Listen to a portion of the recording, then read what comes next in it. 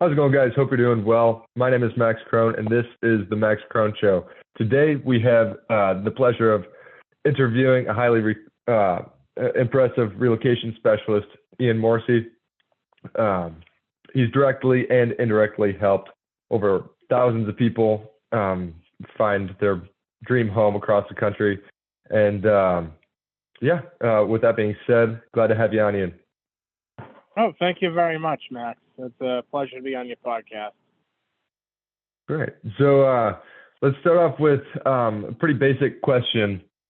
How did you get into real estate in the first place? And tell us kind of how you started. Who maybe got you into it? So, to be honest with you, I was staying with someone during the time 2019 to 2020. I also had a serious injury go on in the meantime, and I watched her go about her real estate work. Meanwhile, I was working a local government job down in Tampa, Florida, and didn't really think about it. And then people told me I should get into business because there was a lawsuit involved with the accident, and I got the money out of it. After thinking about it for like a year and a half, I decided, okay, let's go into real estate. So I went through the classes, fast-tracked it, took online classes, and then took the exam, passed on my first try, which is very rare in the state of Florida to do. Only about 30% of people pass the real estate exam in the first try. And May 17th, I officially became a realtor with Caldwell Banker down in South Tampa, Florida. Nice. So you said you started in South Tampa, Florida. Where are you at now? I am currently living in New Hampshire, Manchester, New Hampshire. Okay, nice. What's your favorite part of being a realtor? My favorite part about being a realtor is being able to get to know people, being able to learn more about my niche, which is where I help people move from one place to another, look up where all the hot real estate markets are. And yes, to back up a little bit, that's how I'm able to run my business here in New Hampshire and have home base for all intents and purposes 1,500 miles south in Tampa, Florida. And getting to know all the hot markets and everything, and getting to know about a bunch of relocation trends, and also someone who's moved a lot of the course of my life. I lived in 6 different states. I know I could bring a lot of advice to the table and fulfill, because long distance moving is in high demand as well, and I can also help people a lot, and there's a need for the type of work that I do. Okay. I was going to get into like hot markets and the relocation side of things a little bit later, but I guess this is probably a good time for it. So what is it exactly that you help people do with regards to relocation? Relocation, sometimes you meet people who've never left their hometown, and they're like 30, 40, 50, 70 years old. They don't even know where to begin.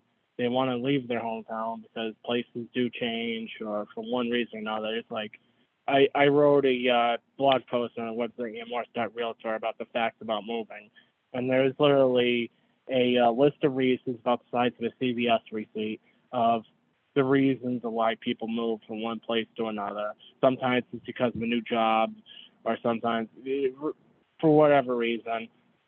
And they need to know where to begin. And from me, going through a lot of long distance moves, I can advise them towards what to bring with them, what not to bring with them, what they're going to need to do, depending on which state they move to. State to state moves, but a lot of people get confused about those because people have never left the state that they moved out of. And I tell them you're going to have to go to the DMV to get a new driver's license. You're going to have to register your car in that state. Depending on which state you live in, you're going to have an emissions test, inspection, all that good stuff. And also let them know about the type of weather they're going to experience, and ask them about what kind of climate they like, and a bunch of other things as well. Small town versus big city. That's also another type of move that's overwhelming to some, or big city to small town. Interesting.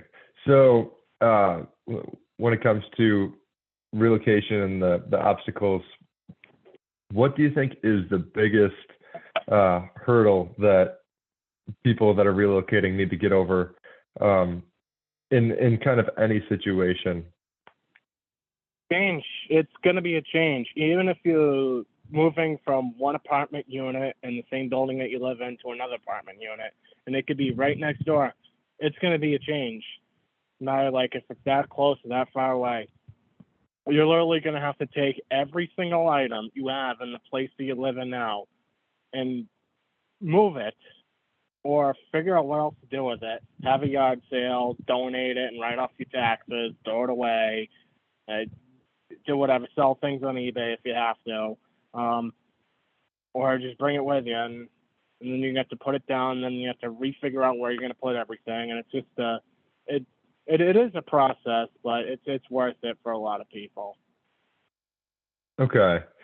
And for the let's just say the younger crowd, probably the type of people that are going to watch this podcast, maybe younger, kind of into entrepreneurship, real estate investing, stuff like that. Where would you say the best place is to move as someone maybe under 30 or maybe even 40 years old that wants to expand their career and maybe the biggest markets or the hottest markets or whatnot?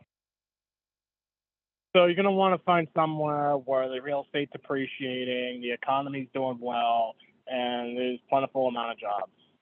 Speaking on the behalf of the state of New Hampshire, I would say New Hampshire, especially the southern area, Nashua, Manchester, Concord, that area, Everett Turnpike, I-93 going on to Londonderry into Salem, is a really great area because southern New Hampshire has arguably the lowest unemployment rate in the nation.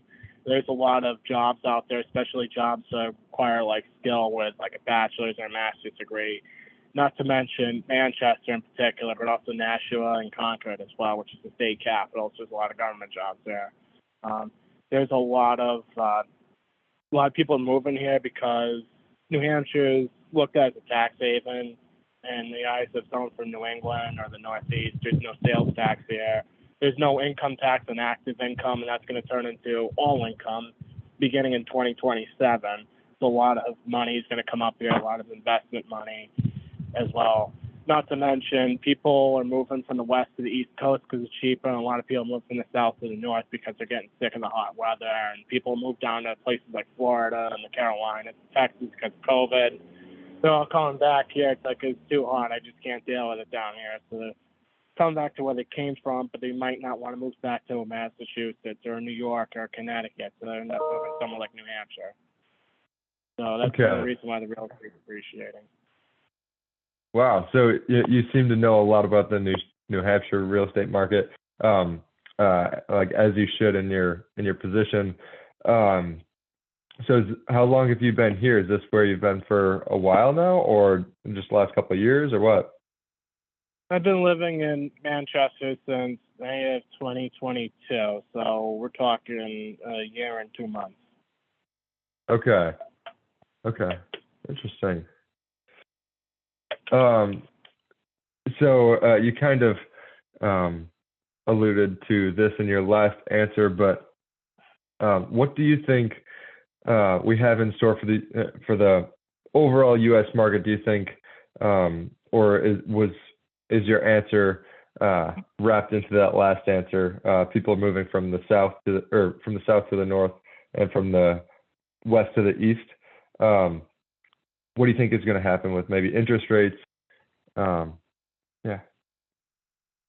So generally speaking, with housing market values, the economy, interest rates, and all of that, the last few years have been really, really crazy to the point where everything's just really hard to predict. For all I know, interest rates can go like this, or like this, or like this. Housing prices, believe it or not, can continue to go like this, or they can be like what everyone says on social media and go like this, or they can even go like this. With that being said, I stay away from predicting the future because for anything can happen at any time that would really throw a wrench into any prediction.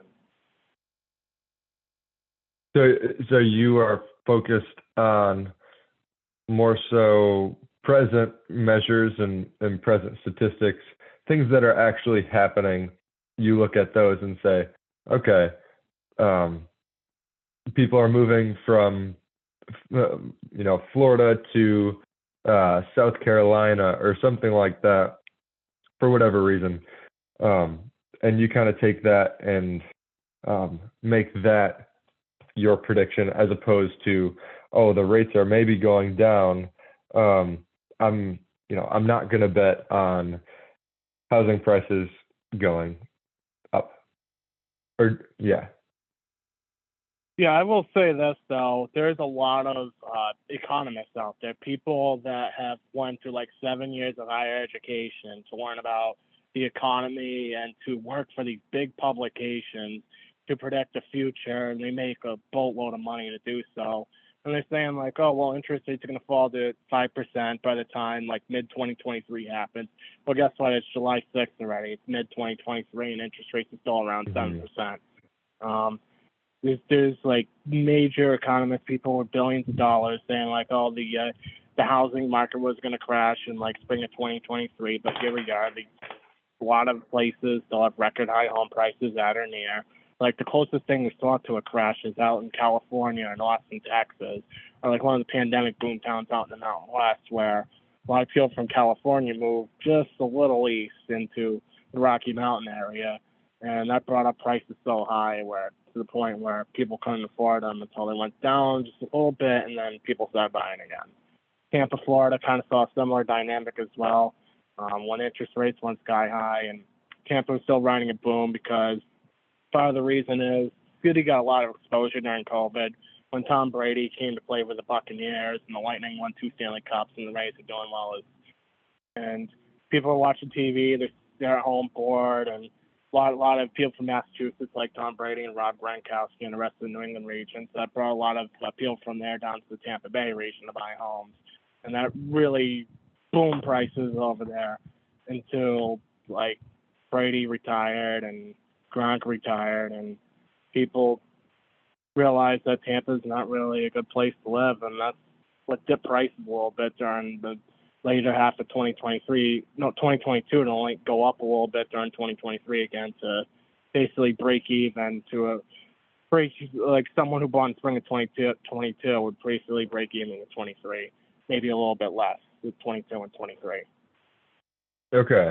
So if I'm getting this right, Tampa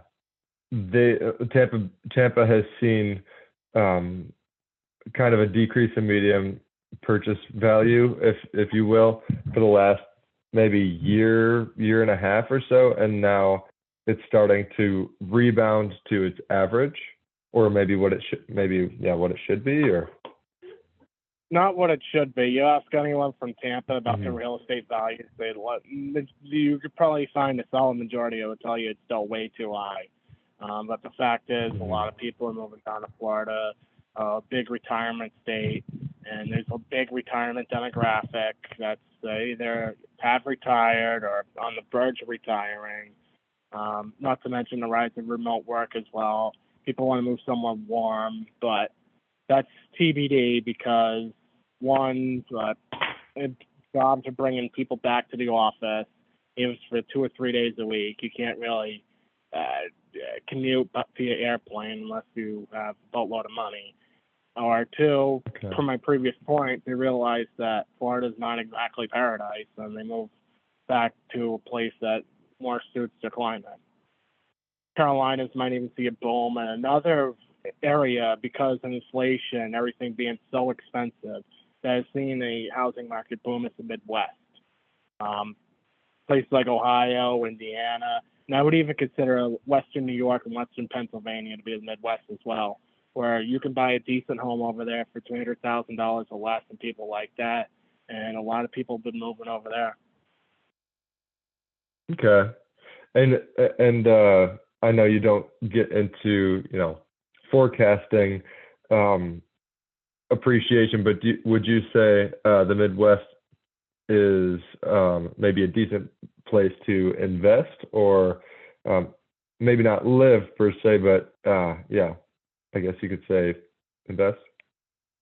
Well, it depends on the state. Certain economies are better than other economies. Like Ohio and Indiana run their states one way, while New York, Pennsylvania, even Connecticut's seeing a little bit of real estate boom because people left the state of Connecticut because the taxes are ridiculous, and the culture there is not really that good to put in nicest terms possible.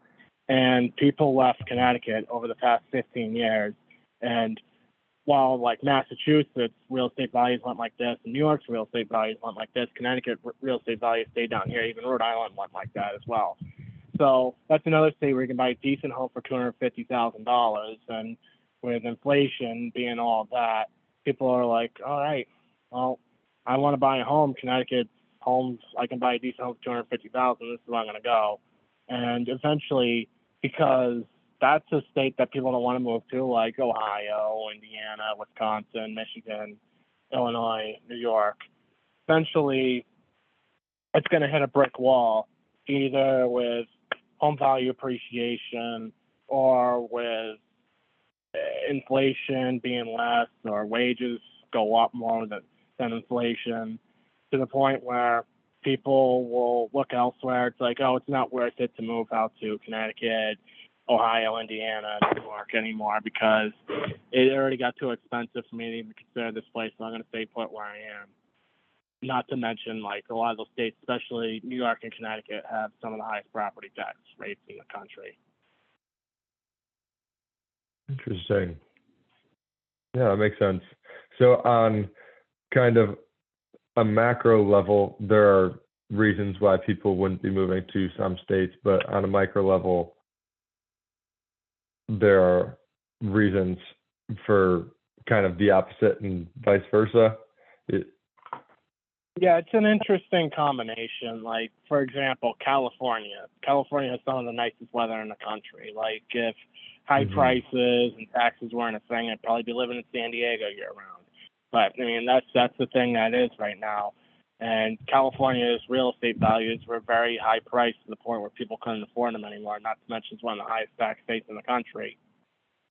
So there is a limit to how much people are willing to pay to be somewhere that's like perfect, and which is more than somewhere that's imperfect. And it's like a point system where you might get like higher points if like the real estate values are less, but it's worse climate versus somewhere else where it's more and better climate and more to do versus less to do. And it's people, like my previous point, there's like hundreds of different reasons why people move from one place to another. Yeah, that makes sense. It's very interesting from a macro level. Okay, and yeah, I guess let's move to our quickfire questions. This is something that I'm going to do from now on. It's basically just like a one-word answer or very short phrase answer for kind of rapid fire questions. So, well, first of all, do you read at all? Oh, yes, I do read. And do you know Ryan Serhant? I am familiar with Ryan Serhant. All right. So, yeah, I'll just go ahead with the quickfire question. So, what is your favorite book? So, to be honest with you, I don't read books. I read news articles that come into my email every day. I got plenty of them because that's how I stay on top of real estate and relocation trends, not to mention what's going on in the real estate market, and top tips to make myself a better realtor and a relocation specialist for people. To be completely honest with you, I'm running this business while also having a full-time job. Right now, I work at the post office in Manchester, carrying mail around. So never a dull moment with me. I work like 14 hours a day between my full-time side job and running this business. Okay, nice. Yeah, that's impressive. That's another question in itself. Next question, biggest inspiration. Who is your biggest inspiration? My biggest inspiration, I don't really follow motivational quotes or like look at people or things, but I guess if I were to choose someone who'd be a biggest inspiration, uh, growing up with the Patriots, the football team, Bill Belichick, Tom Brady, you know, just go out there, Okay. just do your job. Don't really try to be all, Flashy or whatever. Do you don't try to overcomplicate things. okay. Do you have a favorite creator, like a YouTuber that you watch? Favorite creator, YouTube. I don't really spend much time on YouTube. Okay. One word to describe Ryan Serhant.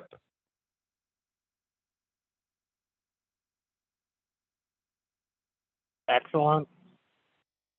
Okay, I like that. That's a good one. Meaning of life. That's the What last is one, by the the way. meaning? One word or phrase. One word or phrase to describe the meaning of life. I, you know, I have a list of things I do, plus things that do come up, and that's all I focus on, and I just take it from there.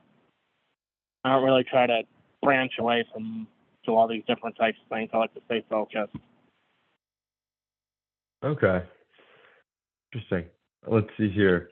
I guess that is all of my quick fire questions. Um, Now into my more selfish questions, if you want to call them that. So, if you were to start over, I know you kind of not just started being a realtor, but last couple of years. If you were to start over and someone's watching this and maybe wants to become a realtor themselves, um, what would you tell them? What would you do differently, or So would you do anything differently? when you become a realtor, it's going to be a major change, especially for someone who doesn't know anything about entrepreneurship or running a business, because you are your own boss. Like I came into real estate, like working these jobs like for the government, and I'm used to like people telling me what to do, and I'm asking people like field support administrators like, what do I do here? What do I do there? I don't know anything. Just have complete faith in yourself, and yeah, you'll make mistakes, but the point is to learn from your mistakes, make sure you never do them again, and just don't overcomplicate things. And that's another thing too. If there's people in your life, like friends, family, what have you, that are negative, you're gonna have to cut them out of your life. Like the best friends I had in college last September, I had to cut out of my life completely because they're just bringing up all the dumb things I did while I was in college, and they're not really doing much themselves, to be completely honest. Like I cut them out of my life, and you have a lot of people saying, "Oh, you can't do this." It's a really competitive market. I don't care where you are. You could be in South Florida, which is the most competitive real estate market out there. But if you really do believe in yourself, like Tom Brady, who was 199th pick, sixth round in the NFL draft in 2000, and just focus on what you need to do to become successful, and like really apply it every day, eventually you'll get there. And what I did was I focused on face-to-face marketing because I had experience selling cable, where I made six-figure incomes, and other types of marketing as well too. So I stood there, talked to people, and I managed to get a list of almost 2,000 names, plus had 5 listings in the Tampa Bay market, which was probably top 5 most competitive real estate markets in 2021, 22.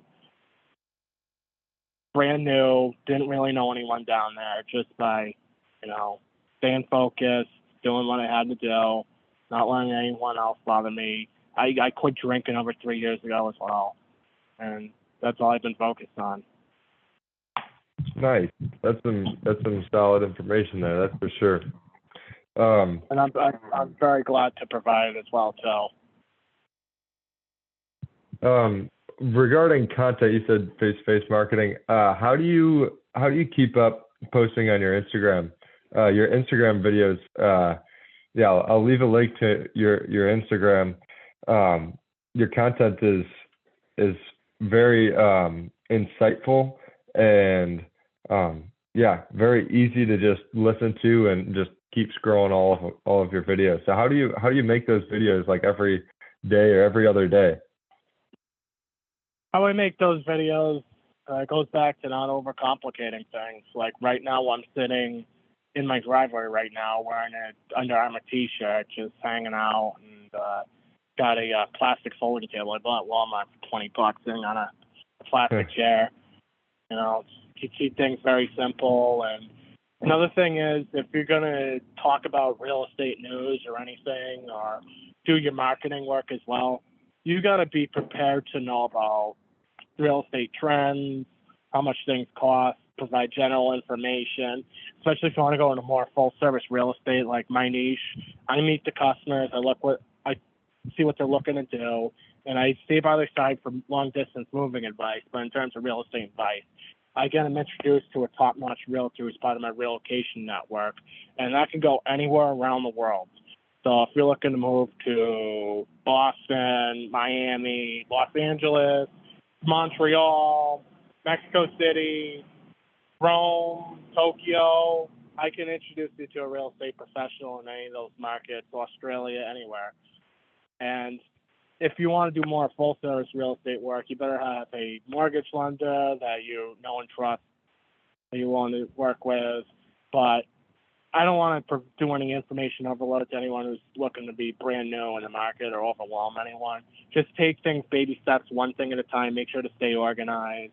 Have like small goals in mind while you're getting yourself ready. If you're a brokerage like Coldwell Banker, had boot camp for 3 weeks, and then after that had AMP for another 3 weeks, and that really gives you like little baby steps to get you really going. You follow that to a T, and do things, and also be yourself as well too. Don't try to copy other people.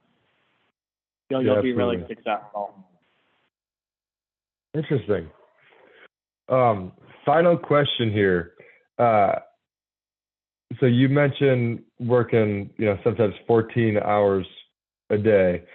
How do you keep that up? Like, do you have, some people call it a why? Do you have a why, or what, or does it go back to your, not overcomplicating things, or how do you keep that up? So I do have a why. I really do like what I do. I'm turning 30 in October, and it took me a little while for me to figure out what I really wanted to do in life.